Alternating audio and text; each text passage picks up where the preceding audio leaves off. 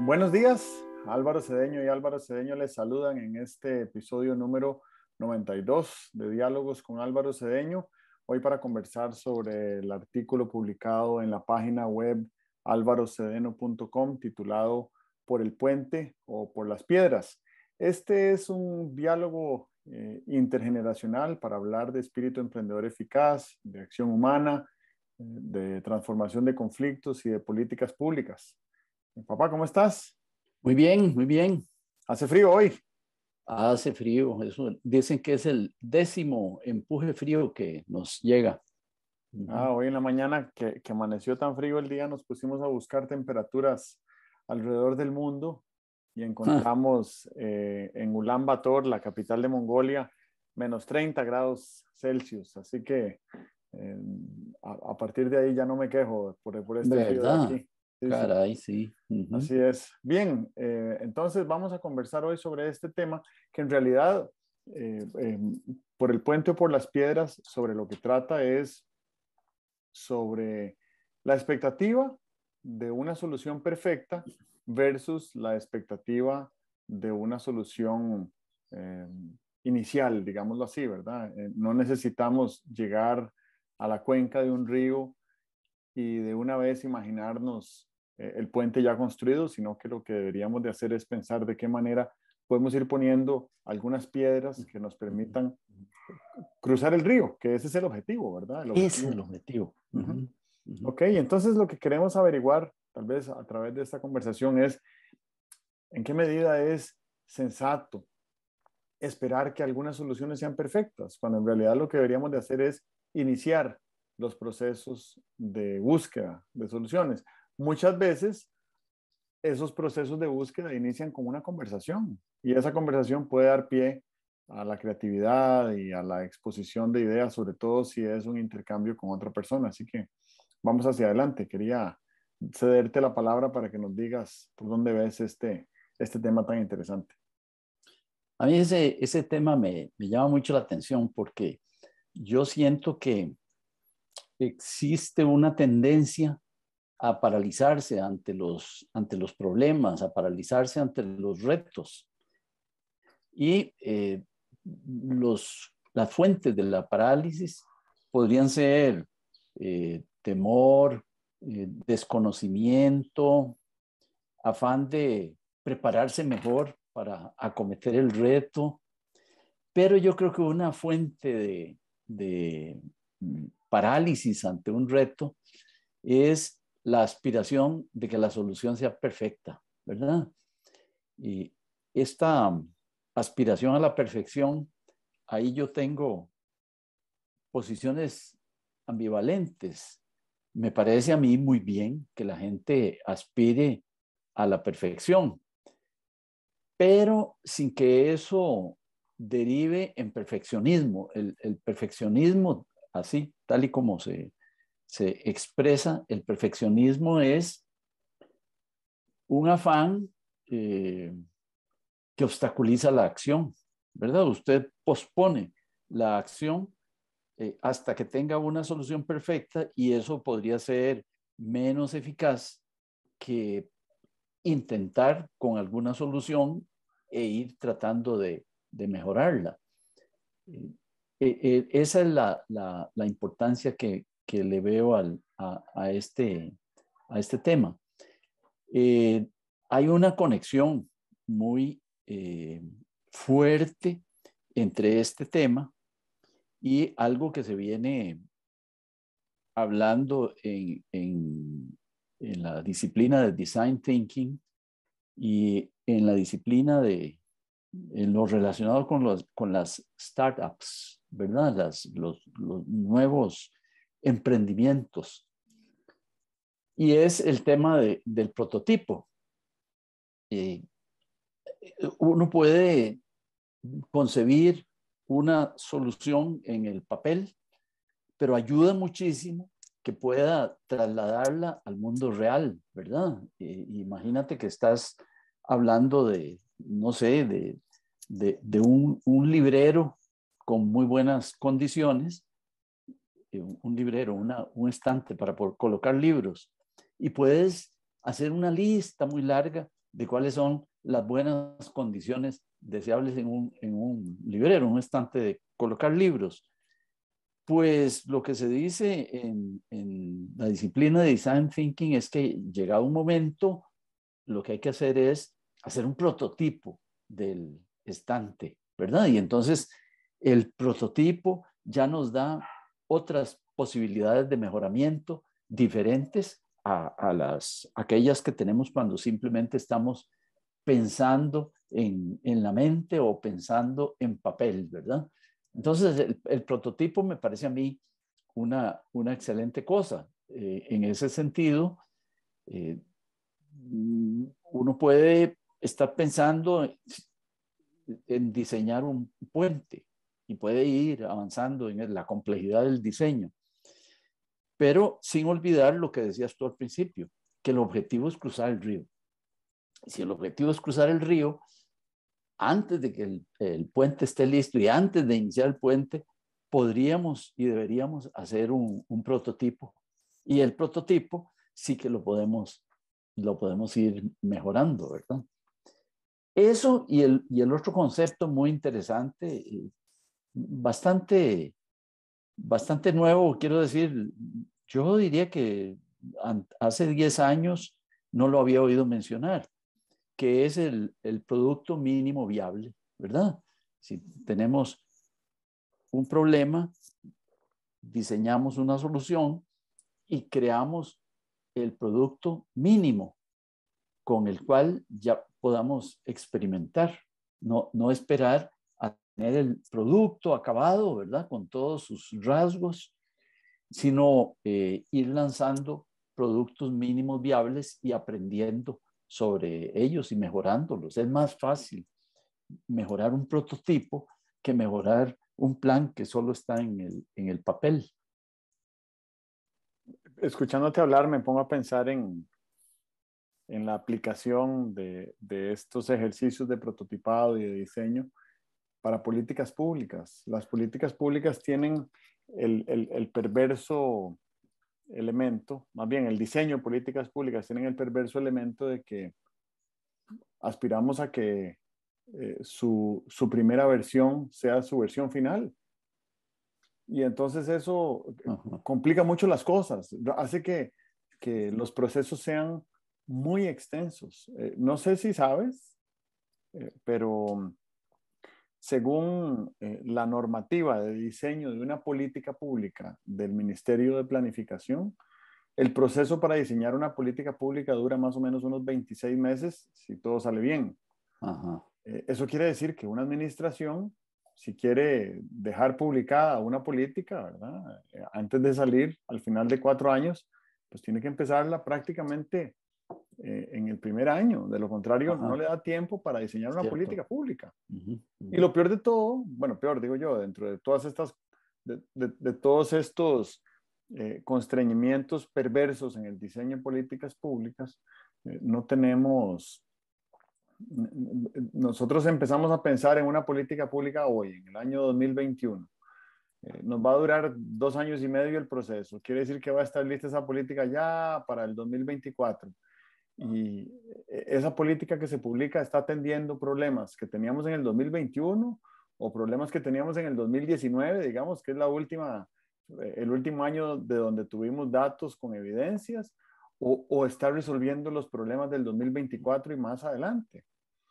Esa es una gran complejidad que tiene el diseño de política pública.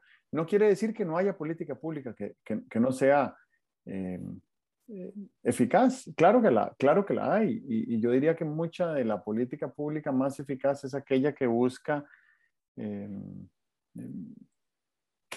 hacer un cambio en la forma como nosotros pensamos respecto a algún problema y que ese cambio sea, ojalá se consolide y sea permanente. El ejemplo que hemos citado acá un par de veces, el de la abolición del ejército. ¿Verdad? La abolición del ejército, pues en realidad es una reforma constitucional, y esa reforma lo que busca es erradicar una cultura militarizada, una institucionalidad del uso de la fuerza militar, un rubro presupuestario para el gasto armamentista, y eso genera como resultado un cambio cultural, provoca el desarrollo casi orgánico de una cultura de paz, ¿verdad? La cultura de paz que hay en Costa Rica no es resultado de una política pública que se diseñó para crear una cultura de paz, es una cultura que emergió de una decisión de abolir el ejército, ¿verdad? Otro elemento que agregaría, ya que estoy hablando del diseño de políticas públicas, es que la eficacia de la política pública muchas veces va a consistir en cuál es la población meta que queramos impactar. Y si tenemos claridad de cuál es esa población meta y tenemos identificado cuál es la mitad más vulnerable de esa población meta, buscar cómo impactar lo más posible a la mitad más vulnerable, probablemente va a generar dos efectos, ¿verdad? Uno es que va a ayudarle a esa comunidad vulnerable a generar mayor bienestar en el menor tiempo posible, y otra que también va a incentivar el desarrollo de bienestar en la otra mitad más privilegiada, digamos, ¿verdad? Hay una cuestión que yo creo que tenemos que irla adaptando, y es que las políticas públicas deberían ser experimentadas, ¿verdad? Deberían ser sometidas a un determinado piloto. Y cuando no pudieran ser experimentadas, deberíamos tener la apertura de que fuera posible corregir la política pública, ¿verdad? Eh, digamos que hiciéramos obligatoria la vacunación contra el COVID. Eso se puede experimentar en núcleos pequeños de población, se puede evaluar los resultados de salud, etcétera. Y si en un determinado momento hay que cambiar la política pública y volverla a ser voluntaria, no debería haber ningún obstáculo para devolverse. Yo siento que cuando se promulga una ley, la expectativa es que la ley sea permanente, pero no veo por qué las leyes tengan que ser permanentes, excepto las que condicionen de tal manera el comportamiento de la comunidad que va a estar sujeta a esa ley, que de alguna manera implique un costo cambiar la ley. Imagínate que se dijera, vamos a ver, no se pueden construir viviendas superiores a tal medida. Y entonces, un día se llega a la conclusión de que la ley no está dando el resultado, y por qué no decir, ahora se pueden ampliar las construcciones y tal y cual. Pero hay otras cosas que no son tan reversibles, ¿verdad? Una política pública de prohibir los automóviles de gasolina ya es definitiva, ¿verdad? Nadie va a poder eh, eh, restaurar el parque de automóviles que se dejó inactivo y se deterioró y se envejeció y tal y cual. Hay unas políticas entonces que necesitan más permanencia que otras, pero no creo que todas tengan que ser permanentes. Tendríamos más flexibilidad para el pilotaje de políticas, la experimentación y tal, ¿verdad? Creo que es necesario, aún en políticas públicas que sean muy bien pensadas y con intención de que sean definitivas, la realidad la somete a prueba, ¿verdad? Y entonces se le empiezan a ver en la ejecución de la política una serie de cosas que necesitan modificación. Bueno, pero si hasta las constituciones políticas están abiertas a ser modificadas, desde luego no hay que modificar las cosas todos los años. Claro, vamos a ver, yo creo que es un hecho que en los estados de derecho la ley es viva. y está sujeta a cambios y en cualquier momento puede ser reformada. Pero los tiempos de las leyes son diferentes a los tiempos de la política, ¿verdad? Nosotros podemos considerar una ley nueva si fue promulgada hace 4 años, Ujú. mientras que un gobierno de 4 años ya se fue, Sí. ¿verdad? Eh, Hay leyes que perduran décadas, ¿verdad? El código sísmico tendrá, no sé, 60 años de existencia. Y se le han hecho ahí pequeñas reformas, pero sigue siendo una ley bastante robusta. Una vez conversamos el año pasado sobre un tema que creo que le habíamos denominado parches legislativos, y era la idea de pensar que en el diseño de una ley, lo que debíamos de imaginarnos es que estamos poniéndole un parche temporal al andamiaje jurídico, pero que perfectamente ese parche podría perdurar décadas. Entonces, había que diseñarlo de una manera tal que fuera sensata, visionaria, robusta, estratégica y demás. Creo que este tema es muy interesante porque, por un lado, nos gustaría poder hacer eh, pilotajes de prototipos en pequeña escala, ¿verdad? Un producto mínimo viable de una ley, cómo impactaría una comunidad, cómo se Ujú, escala ujú. desde ahí. Sí. Y por otro lado, estamos diciendo, hagamos la cobertura legislativa mínima necesaria, al menor costo posible, pero hagámosla lo suficientemente robusta por si acaso perdura décadas, ¿verdad? Ajá, sí. Ni siquiera siento que haya una contradicción en esto que estoy proponiendo. Creo que se puede coexistir de ambas maneras, ¿verdad? Y entonces que el proceso legislativo fuera mucho más eh, accesible para decir, bueno, vamos a intentar varias cosas, varios experimentos y los vamos a hacer bien, pero los vamos a hacer con una sensación como de que son tentativos, ¿verdad? Y eso creo que nos daría mayor agilidad y además creo que nos daría mayor robustez en el largo plazo en caso de que aquella solución perdurara, ¿verdad? Claro, claro. Bueno, yo pienso que las perspectivas de cambio que hay en el mundo, ¿verdad?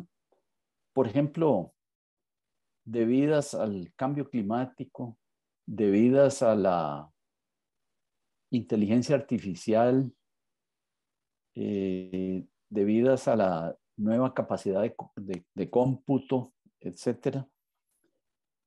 Todas esos cambios pues nos van a someter a un cambio de circunstancias muy, muy profundo, ¿verdad? Si tú ves la educación antes de la posibilidad de la educación en línea, era una cosa, hoy en día es otra. Las demandas de diseño que hay sobre educación, sobre manejo de las empresas, etcétera, son muy profundas. De manera que las leyes que siempre han tendido a ser muy estables, se hace una ley y casi que se queda para siempre, ¿verdad? Yo creo que debería haber esa apertura ahora para que la ley atendiera las circunstancias de la próxima etapa del cambio, pero que para la siguiente etapa del cambio estar abiertos a que posiblemente tendríamos que reformar cosas, ¿verdad? Otra idea que anoté por acá del comentario inicial que hiciste es sobre lo perfecto, ¿verdad? Bueno, siempre se ha dicho que lo perfecto es enemigo de lo bueno, así es. Sí, sí. Ujú. Eh, yo creo que hay algunos quehaceres de la actividad humana que, que se pueden hacer de manera perfecta. A mí me parece que la gramática puede ser perfecta, ¿verdad? Entonces, si Ujú. puede ser perfecta, debe ser perfecta. Y eso quiere decir mantenerse en constante aprendizaje, porque no quiere decir que uno llega un día a un punto en el cual ya sabe toda la gramática, sino que está Ujú. abierto siempre a aprender para mejorar. O sea, no quiere decir que somos perfectos en gramática, pero somos perfectibles, ¿verdad? Podemos aspirar a la perfección. Sí. Y hay algunas otras cosas en las que uno puede ser perfectible. Cualquier actividad manual que uno al Sí. cabo de repetirla múltiples veces la pueda hacer de manera perfecta, entonces son actividades perfectibles. También pienso, por ejemplo, en algún platillo de comida que a uno le guste mucho preparar, y pues si uno lo prepara varias veces, por ejemplo, la confección de tortillas. Una Ujú. tortilla pues, puede ser perfecta. Sí. No es usual comerse una tortilla imperfecta, ¿verdad? Creo que Ujú. todas Sí. son perfectas. Y después hay otras actividades que son todo lo contrario, más bien, que su valor está no en la perfección, sino en la diversidad y en la singularidad de sus resultados. Cualquier actividad artística es así, ¿verdad? Eh, y entonces esa obra creadora, ese genio creador del ser humano, nos hace pensar que lo que buscamos es una versión y no una versión perfecta.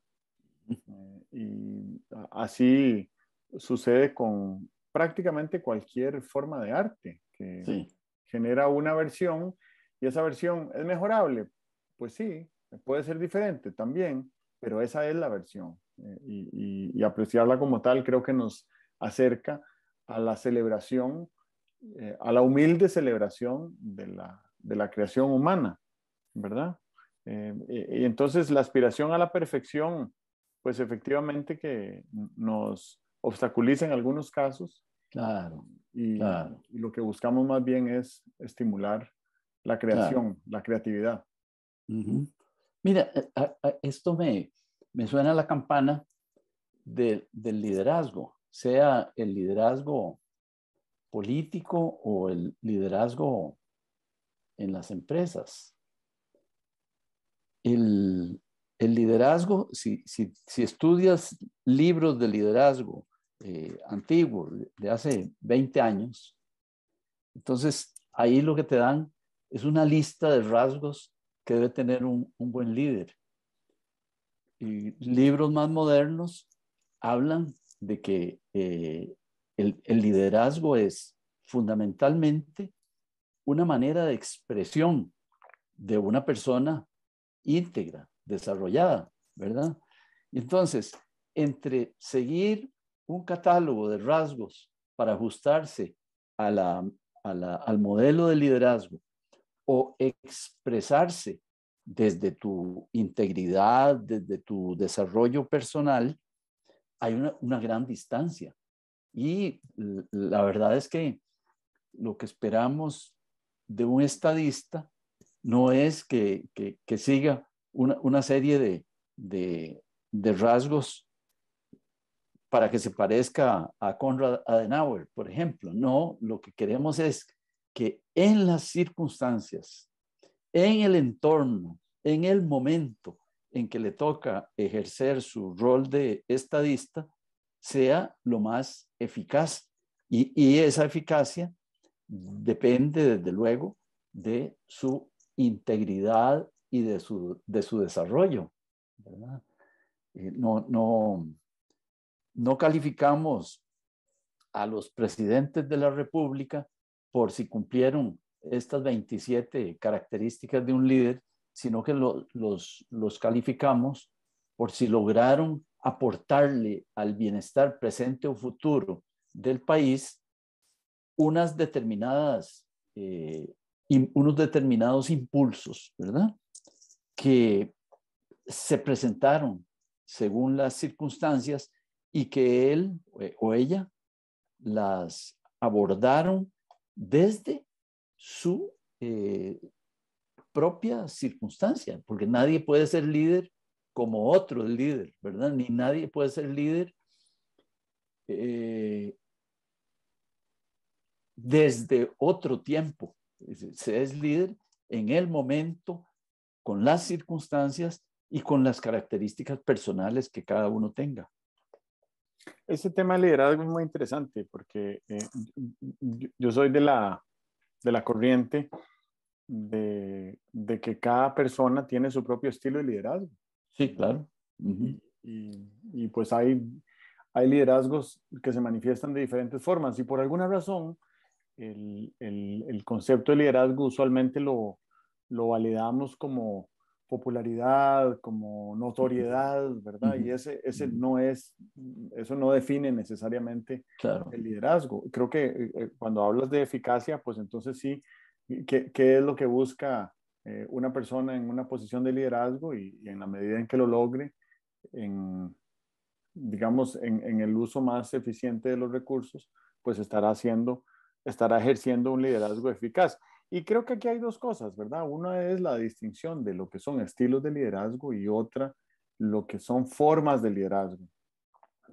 Y en formas de liderazgo me ha venido pareciendo estos últimos 2 años, por alguna razón he percibido que las mejores manifestaciones de liderazgo son aquellas que realizan una tarea facilitadora entre personas, entre adversarios, entre diferentes actores de un entorno, ¿verdad?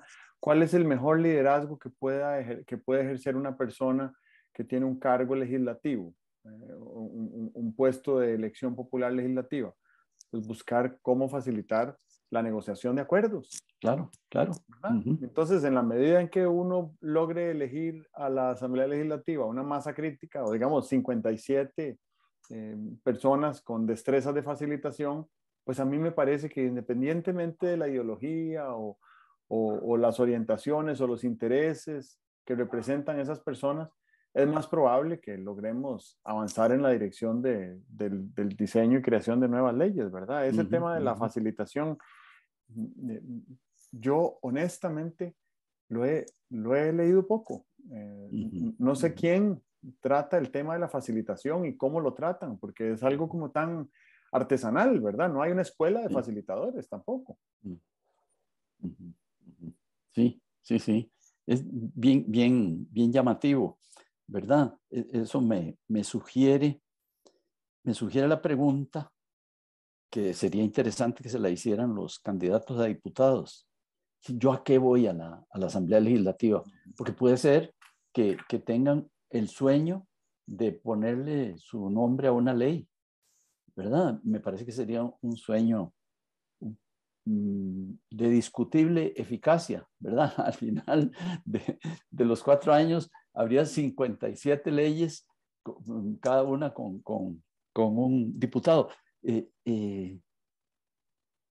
Uno podría pensar en un diputado que estuviera razonando, así como dices tú, ¿yo qué quisiera hacer? Bueno, yo lo que quisiera hacer es que contribuir a que no sea tan difícil lograr acuerdos, ¿verdad? Eso sería, desde luego, ideal, ¿verdad? Imagínate que la mitad de los diputados fueran con esa expectativa de tratar de facilitar acuerdos. Yo no tengo ningún proyecto de ley en la bolsa, diría, pero voy a ir a que todo ese proceso de generación de las leyes, para hablar de una de las cosas que hace la Asamblea Legislativa, que todo el proceso de generación de las leyes sea lo más expedito y lo más productivo posible, ¿verdad? Que las leyes sean muy buenas, que se logren aprobar en poco tiempo, etcétera. Y un diputado que llevara esas expectativas, me parece a mí que sería un excelente candidato. Pero esto me lleva a algo que le vengo dando vueltas hace algún tiempo, y es, ¿cuál es la posición ahí interna, muy interna, de los que están de candidatos a diputados? ¿Y de dónde viene esa posición? Que son bastante creencias, no son razonamientos, no es que alguien ha estudiado lo que es una asamblea legislativa y se ha buscado ahí un modelito para decir esto es lo que yo quiero hacer como diputado, sino que antes que eso tiene una creencia. Puede creer, bueno, yo ahora voy a tener autoridad, bueno, yo ahora voy a tener la posibilidad de gestionar leyes, bueno, ahora voy a tener, no sé, pero sería interesante ver qué es lo que cada uno está pensando, porque si estuviera pensando en el cuerpo legislativo y dijera, yo voy a dejarme los dientes para que esta Asamblea Legislativa sea muy productiva, muy eficiente en cuanto a gestión de acuerdos y ojalá de excelentes resultados legislativos, ¿no? Muy bien, eso me parece a mí que debería tranquilizarnos a todos los ciudadanos. Casi que podría votar uno y decir, voy a votar por estos, pero no me importa quién gane porque la gente que está de candidata tiene clara la función que va a ir a desarrollar a la asamblea. Así, no, me parece que todavía tenemos en torno a la función legislativa muchos mitos. Decíamos Sí, hace un par de semanas que hay cerca de 2.000 personas candidatas a sí, puestos de elección popular para esta elección. ajá, Entonces es imposible para la ciudadanía. Sería un costo demasiado elevado para la ciudadanía hacer un escrutinio eh, puntual y preciso sobre cada persona candidata, ¿verdad? Y entonces eso, pues obviamente que el sistema tiene incluidos algunos mecanismos que yo diría que son perversos, que es esta votación por listas, ¿verdad? sí, claro. Si una cantidad determinada de personas vota por una lista de personas diputadas de un partido, eso aumenta la probabilidad de que se elijan más personas que están ahí para abajo en órdenes inferiores de, de posibilidad. Y Sí, ya hemos visto en el pasado lo que sucede cuando se eligen diputados que ni siquiera aspiraban a la diputación, simplemente sí, pusieron claro. el nombre para cumplir con un requisito electoral. Eso que decías ahora sobre a qué va una persona diputada a la Asamblea Legislativa es interesante. Yo quiero creer que cada una de esas personas ya pensó seriamente por años cuáles son los 5 o 6 proyectos de ley que va a querer impulsar bajo la creencia de que ellos van a ser eh, eventualmente leyes que se convertirán en puntos de apoyo críticos para emplear las palancas del Estado para aumentar el impacto en el bienestar de la mayoría de la población, sino de toda la población.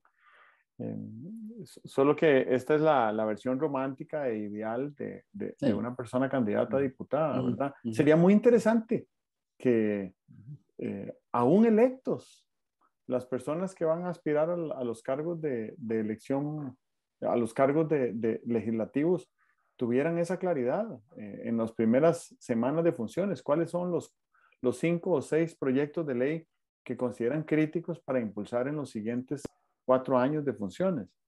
Y otro asunto importante es que el tiempo al que tiene derecho una persona diputada para usar el micrófono en público y que quede grabado para la posteridad, probablemente debe sumar ¿a qué? Debe sumar como a unas 200 horas de micrófono, ¿verdad? A lo largo de 4 años. Y esas 200 horas de micrófono podrían representar una cantidad y una calidad de mensajes que si fueran diseñados de manera correcta, podrían tener un impacto perdurable en las generaciones futuras, ¿verdad? Las intervenciones ujú, ujú. de las personas diputadas cuando hacen uso de la palabra en el micrófono del plenario. Eso me parece que eh, representa una enorme oportunidad para que cada una de esas personas tenga un criterio de, de cautela, bueno, volviendo a lo que estamos hablando, de diseño de mensaje a la hora de posicionar su argumento, ¿verdad? A mí me resulta siempre muy impresionante que un estadista y líder político como Winston Churchill, cuyas circunstancias no eligió él, ¿verdad? Sino que las circunstancias tal vez fueron las que lo formaron a él.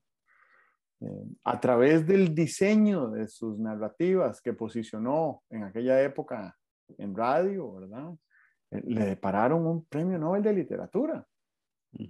Yo dudo mucho que ese premio Nobel de literatura lo haya recibido si él simplemente hubiera ido ahí al tarán tan tan diciendo lo que se le ocurría cada vez que tenía acceso a un micrófono. ¿Verdad? Probablemente tenía un equipo de personas que le ayudaban a diseñar esos mensajes.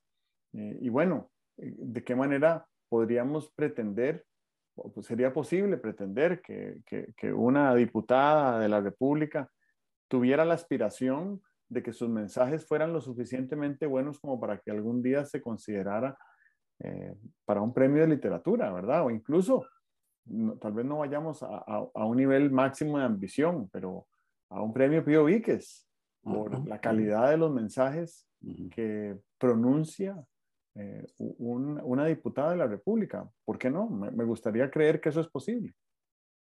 Bueno, ahí está surgiendo un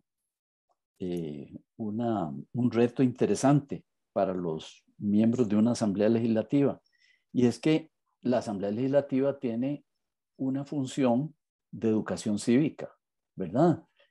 Una muy buena asamblea legislativa deja unos aprendizajes que se pueden transmitir de ahí en adelante. Entonces, en las expectativas de los diputados electos debería estar el dejar una huella educativa, una huella de percepción de la realidad del país, de valores cívicos, etcétera, ¿verdad? Y también hay que preguntarse si lo consideran, porque me parece que sería muy importante.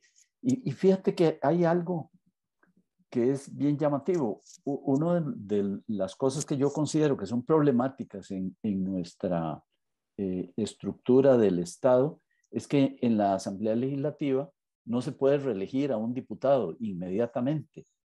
Y hay una enorme ventaja en que se pudiera reelegir diputados porque se iría formando un núcleo de personas que están ahí, han sido reelectos porque han tenido un buen desempeño, un grupo de personas que tienen experiencia y pueden ser modelo para los demás diputados. Eso creo que iniciaría un proceso de mejoramiento para la Asamblea Legislativa, pero tenemos en cambio la exigencia de que cada 4 años se empieza con un equipo totalmente nuevo, ¿verdad? Dos aportes más y con esto creo que termino. El primero es que, bueno, una frase milenaria que viene desde los griegos, de que gobernar es educar, ¿verdad? Eso que Sí, decías. sí. Hay una función educativa que realiza la gente que tiene el poder formal. Claro. Y entonces desde el punto de vista legislativo me parece que es importantísimo porque en estos tiempos de redes sociales es cada vez más probable que a uno le llegue un comentario de un diputado. A veces fuera de contexto, ¿verdad? No sabemos de qué estaba hablando, pero dice Sí. algunas cosas que suenan como genialidades o como tonterías. Mm. Y de nuevo, creo que todo eso tiene que ver con criterios de diseño de esas narrativas. Y lo segundo es que sería muy saludable para nuestro quehacer político, estatal, si, si la ciencia fuera un valor intransigible en el ejercicio de la política. No me refiero a que tengamos solo personas científicas en el ejercicio de los puestos públicos, sino que haya un espíritu de aceptación del método científico, lo cual quiere decir Sí. que por medio de ese método no existe nada que sea incuestionable. Al contrario, si hay algo que caracteriza a la ciencia es su vocación de ser cuestionable.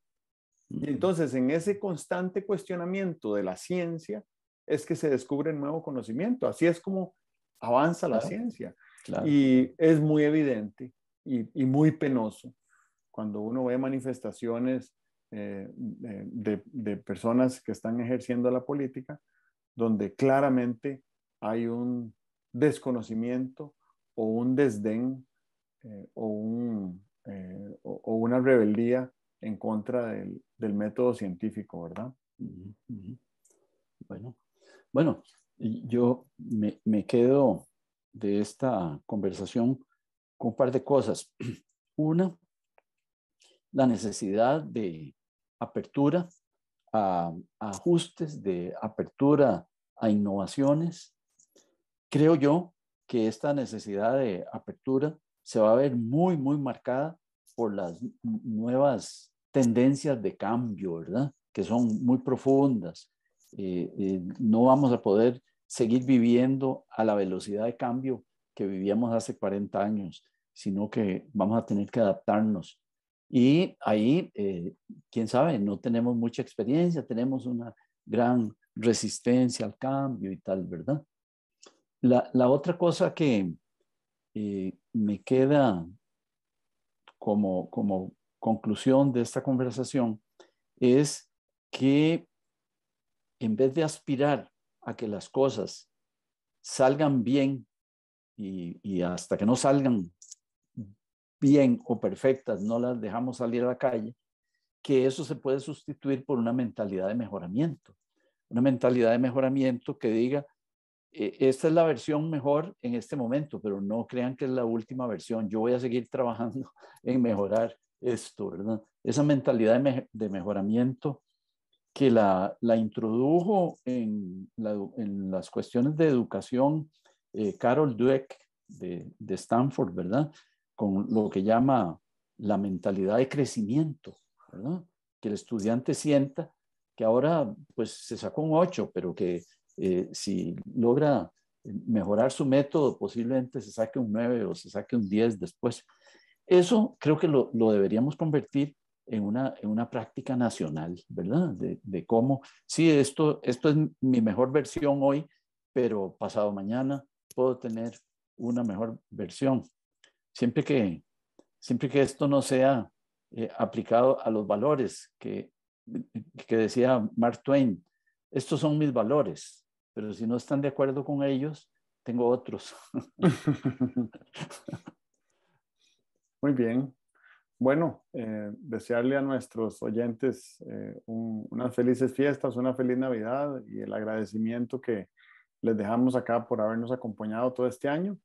El año entrante vendremos con novedades en el diseño de nuestro prototipo, que ya tiene con 92 versiones. Así que conforme nos acercamos a la versión 100, creo que va siendo hora de movernos en alguna otra dirección y eso nos ilusiona. Pero espero que no te estés dando vacaciones para de hoy en 8, No, porque de hoy, es cierto. ¿verdad? No, de hoy en ¿Verdad? 8 tenemos los pachos del año, de hoy en 8. Sí, sí. No, muy feliz Navidad a todos, pero todavía tenemos otro diálogo en este año 2021. Correcto, Muy exactamente. bien. Bueno, Buenísimo. Gracias por nos el vemos recordatorio y entonces. nos vemos a la próxima. Bueno.